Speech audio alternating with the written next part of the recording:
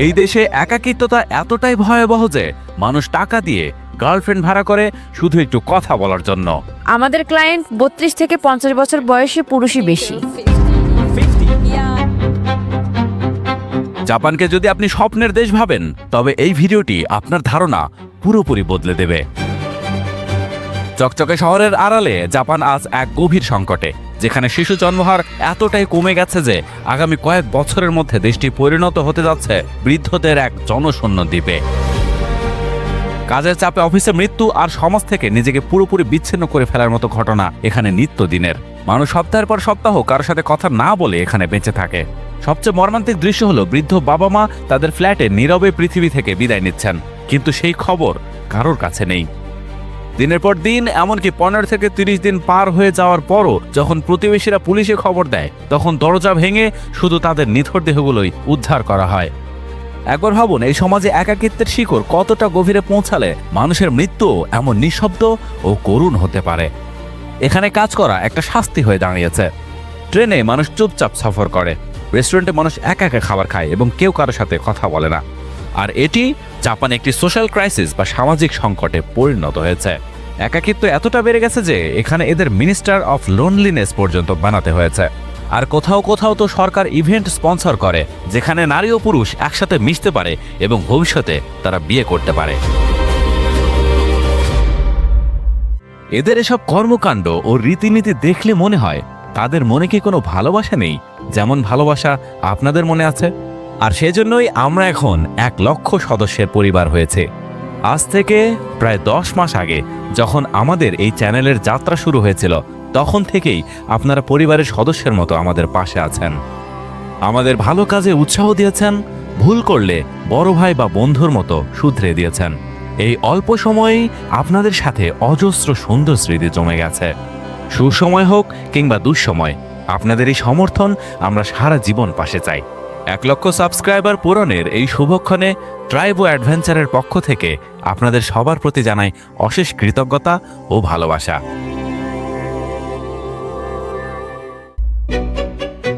বিশ্বের অন্যান্য দেশ যখন জনসংখ্যা বৃদ্ধির চাপে হিমশিম খাচ্ছে, তখন জাপান এক উল্টো স্রোতে ভাসছে। বিশ্বাস করবেন না, প্রতি বছর জাপানের জনসংখ্যা প্রায় 5 লাখ করে কমে যাচ্ছে। এর কারণ হিসেবে বিশেষজ্ঞরা বলছেন তরুণদের মধ্যে বিয়ে ও সংসার নিয়ে আগ্রহের অভাব। জাপান এখন সিঙ্গেল কালচার এত বেশি জনপ্রিয় যে সরকার শত চেষ্টা করেও মানুষকে বিয়ে বা সন্তানের প্রতি আগ্রহী করতে পারছে না। 2026 সালে জাপানের জনসংখ্যা 12 কোটি থেকে কমে 11 কোটি 90 লাখে নেমে আসার কথা। এই হারে কমতে থাকলে জাপান একসময় হয়তো পরিণত হবে এক জনশূন্য দ্বীপে। তো সবার আগে নজর দেওয়া যাক এমনটা কেন হচ্ছে। জাপানি মানুষদের সামাজিক যোগাযোগের আগ্রহ খুবই কম। বাড়ির আশেপাশে কে থাকছে বা প্রতিবেশীর প্রতি তাদের কোনো খেয়াল থাকে না। অফিসে যারা সহকর্মী আছে তাদের সাথে এত মেলামেশা হয় না। আর এরই চরম পর্যায় বা এক্সট্রিম ভার্সনকে বলে হিকিকোমরি। এতে যা হয়, এই লোকগুলো ঘর থেকে বেরই হয় না। না এরা অফিসে যায়, না এরা স্কুলে যায়, আর খাবার দাবারও ঘরে অর্ডার করেই খায়। এটি কিছু দিনের জন্য নয়, কিছু মাস নয়, এরা বছরের পর বছর এমনটা করে। কিছু মানুষ 25 থেকে 30 বছর ধরে এই জিনিসটা করে আসছে। তারা ঘর থেকে আজ পর্যন্ত বেরই হয়নি। আর যারা পরিবারের সাথে থাকে তাদেরও ইন্টারাকশন বা কথাবার্তা খুব একটা বেশি হয় না। সেই ফ্যামিলি মেম্বাররা তাদের ঘরের সামনে খাবার রেখে দেয়। এটা লোনলিনেসের খুব বেশি এক্সট্রিম ভার্সন। কিন্তু এরপরেও 1 মিলিয়ন হিকিকোমরি এখন জাপানে বসবাস করছে। কিন্তু সবচেয়ে ভয়ের ব্যাপার হলো যে এই বিষয়টা এখন নর্মাল হতে চলেছে। প্রতি বছর 500-এরও বেশি এলিমেন্টারি, হাই স্কুল এবং জুনিয়র স্কুলের স্টুডেন্টরা নিজের জীবন শেষ করে দিচ্ছে। যেমন এই ছেলেটির নাম ইউসুকে। সে একজন হিকিকোমরি। সে গত 10 বছর ধরে বাসা থেকে বের হয় না, যদিও তার মা এটা নিয়ে প্রচণ্ড বিরক্ত। ডাক্তার দেখিয়েছে প্রচুর, কিন্তু কোনো লাভ হয়নি। ছোটবেলায় তার সব ভালোই চলছিল, কিন্তু সে যখন ইউনিভার্সিটিতে যায়, সে তার একজন শিক্ষক এবং কিছু বন্ধুর দ্বারা অপমানের শিকার হয়। সেই ট্রমা থেকে সে মানুষ বিমুখ হয়ে পড়ে। সেই তখন থেকেই তার সময় এই ঘরেই থেমে যায়। তার বয়স 32 হলেও তার ঘর দেখতে অনেকটাই কিশোরদের মতো। আমার টিভির সাউন্ড ছাড়া ভালো লাগে না। আমি বেশিরভাগ সময় সিলিংয়েই তাকিয়ে থাকি। আমার এমন মনে হয় যে আমি সব ভুলে গেছি। এই পৃথিবী দেখে আমার এখন অনেক ভয় হয়।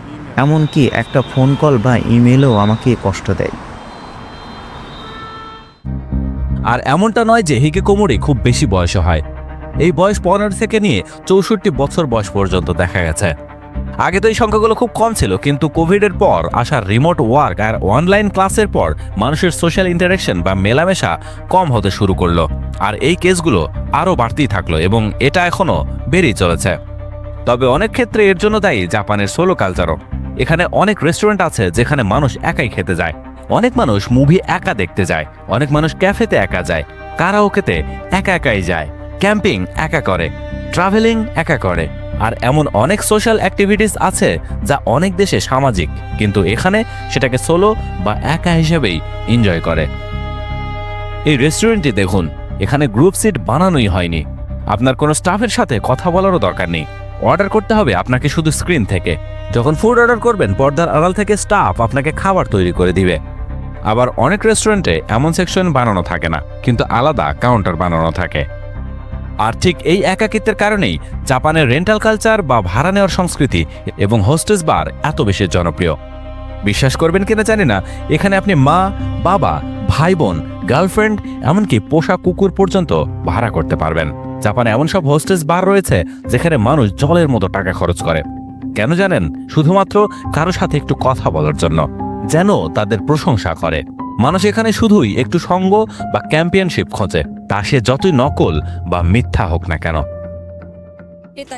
ওর নাম আসুকা, সে ভাড়াটে গার্লফ্রেন্ড হিসেবে কাজ করে। আমার বয়স 19। আমি গার্লফ্রেন্ড হিসেবে ডেটিং করি। অনেক পুরুষই চায় তাদের একটা গার্লফ্রেন্ড থাকুক। আমাদের বিদেশি ক্লায়েন্টস দিন দিন বৃদ্ধি পাচ্ছে। ব্যবসায়ী, অফিস ওয়ার্কার্স যাদের সময় কম, বা কোনো যুবক যার গার্লফ্রেন্ড নেই, তারা আমাদের বেশি বুকিং দেয়। বর্তমানে এই রেন্টাল ইন্ডাস্ট্রির জন্য অনেক ওয়েবসাইটও তৈরি হয়ে গেছে। আর মানুষ যেসব অদ্ভুত কারণে ভাড়া করে তা শুনলে আপনি অবাক হবেন। যেমন আপনার হয়তো বিয়েতে যাওয়ার জন্য লোক ভাড়া করা দরকার, একজন দাদু ভাড়া করা, সোশ্যাল মিডিয়ায় লাইক পাওয়ার জন্য বন্ধুদের একটা নকল গ্রুপ ভাড়া করা, এমনকি নিজের মনের ঝাল বা ফ্রাস্ট্রেশন মেটানোর জন্য মানুষ ভাড়া পাওয়া যায়। আর এই ভাড়ার সংস্কৃতি এখন শুধু মানুষের মধ্যেই সীমাবদ্ধ নেই, পশু পাখি পর্যন্ত পৌঁছে গেছে। কারণ এখন আপনি চাইলে পোষা প্রাণীও কিছু সময়ের জন্য ভাড়া নিতে পারেন। 32 থেকে 50 বছর বয়সী পুরুষই বেশি। আমার হাই স্কুল অনেক কঠোর ছিল, একদম জেলের মতো। আমি এটা খুব ঘৃণা করতাম। আমি এনিমে খুব পছন্দ করি। ভবিষ্যতে আমি এই ইন্ডাস্ট্রিতে কাজ করতে চাই। এখানে অনেক মানুষ তাদের বেতনের অর্ধেকেরও বেশি টাকা হোস্টেস বারগুলিতে উড়িয়ে দেয়। জাপানে ফিমেল হোস্টেস বারের পাশাপাশি মেল হোস্টেস বার বা হোস্ট ক্লাবও রয়েছে। সেখানে আসলে কি হয়? সেখানে মহিলারা টাকা খরচ করে যান। ওখানে হাতে গোনা কিছু ছেলে থাকে যাদের কথা বলার দক্ষতা বা কনভারসেশন স্কিল খুব চমৎকার হয়। মহিলারা সেখানে যান শুধুমাত্র তাদের সাথে গল্প করার জন্য। মজার ব্যাপার হলো, ওই মহিলারা জানেন যে ছেলেটি হয়তো সারাদিনে আরও 50টা মেয়ের সাথে একই কথা বলেছে, কিন্তু তাদের কিছু যায় আসে না। তারা যে 1 ঘন্টার জন্য টাকা দিয়েছে, সেই 1 ঘন্টার নকল খুশির জন্যই তারা সেখানে যায়। 2024-এ জাপানের জন্মহার কমে রেকর্ড 7,20,000-এ নেমে এসেছে, যা সত্যি তাদের চিন্তার বিষয়। টানা 9 বছর ধরে জাপানের জন্মহার কমছে, ফলে জনসংখ্যা দ্রুত বুড়ো হচ্ছে এবং কমে যাচ্ছে। এরপরে আসে কোদোকুশি। জাপানি ভাষায় কোদোকুশি মানে হলো লোনলি ডেথ বা একাকী বিদায়। জাপানে এমন অনেক ঘটনা ঘটে যেখানে মানুষ নিজের বন্ধ ঘরেই মারা যায়, আর বাইরের কেউ টেরও পায় না। যখন অনেকদিন পর ভেতর থেকে অস্বাভাবিক কিছু আঁচ করা যায়, তখনই কেবল প্রতিবেশীরা বুঝতে পারেন। আর দুর্ভাগ্যবশত এই তালিকায় সবচেয়ে বেশি রয়েছেন বয়স্ক মানুষেরা। 2020 সালে ওসাকায় একজন 68 বছর বয়সী মহিলা এবং 40 বছর বয়সী মেয়ের ডেড বডি উদ্ধার করা হয়। যখন ইনভেস্টিগেশন হলো তখন জানা গেল তাদের দুজনের মৃত্যুর কারণ ছিল অনাহার। আসলে জাপানে মানুষ পরিবারের সাথে খুব একটা ঘনিষ্ঠ থাকে না। ধীরে ধীরে তাদের সম্পর্কগুলো হালকা হয়ে যায়। প্রতিবেশীদের সাথেও কথাবার্তা হয় না, তাই বয়স্করা সমাজ থেকে বিচ্ছিন্ন হয়ে একদম একা হয়ে পড়েন। যখন তারা মারা যান তখন হয়তো বাড়িওয়ালা বা প্রতিবেশী পুলিশকে খবর দেয়, আর তখনই তাদের মৃত্যু খবর সামনে আসে। একটা অ্যাপার্টমেন্টে কেউ মারা গেলে কেউ টেরও পায় না। এই বিষয়টি জাপানে এতটাই স্বাভাবিক হয়ে গেছে যে এই ধরনের ঘর পরিষ্কার করার জন্য আলাদা স্পেশালিস্ট কোম্পানিও তৈরি হয়েছে। তারা এসে নিথর দেহ সরিয়ে নেওয়ার পর ঘরটিকে পুরোপুরি পরিষ্কার করে এবং নতুন করে বাসযোগ্য বা রেনোভেট করে তোলে। যদি ধর্মীয় কোনো বিষয় থাকে তবে সেটাও তারা পূরণ করে। জাপানে এই কোম্পানিগুলো এখন খুবই পরিচিত।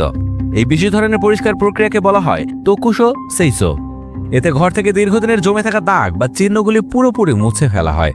আর যখন এই ঘরগুলো পুনরায় বিক্রির জন্য বাজারে আসে তখন এগুলোর এই করুণ ইতিহাসের কারণে খুবই সস্তায় পাওয়া যায়। এই বিশেষ ঘরগুলোকে বলা হয় ওয়াকেয়ারি। এগুলো কেনাবেচার জন্য আলাদা ওয়েবসাইটও রয়েছে। এমনকি এমন ওয়েবসাইটও আছে যারা অতীতের এই ঘটনাগুলোর ডেটা বা তথ্য জমিয়ে রাখে, যাতে আপনি ঘর কেনার আগে চেক করে নিতে পারেন। অনেক সময় একা বয়স্ক মানুষদের কেউ বাড়ি ভাড়া দিতে চায় না, তাই এমন কোম্পানিও আছে যারা প্রবীণ নাগরিকদের ঘর খুঁজে দিতে সাহায্য করে। আর যেহেতু অনেক বয়স্ক মানুষের পরিবারের সাথে কোনো যোগাযোগ নেই, তাদের জন্য মান্থলি সাবস্ক্রিপশন ভিত্তিক সার্ভিসও রয়েছে।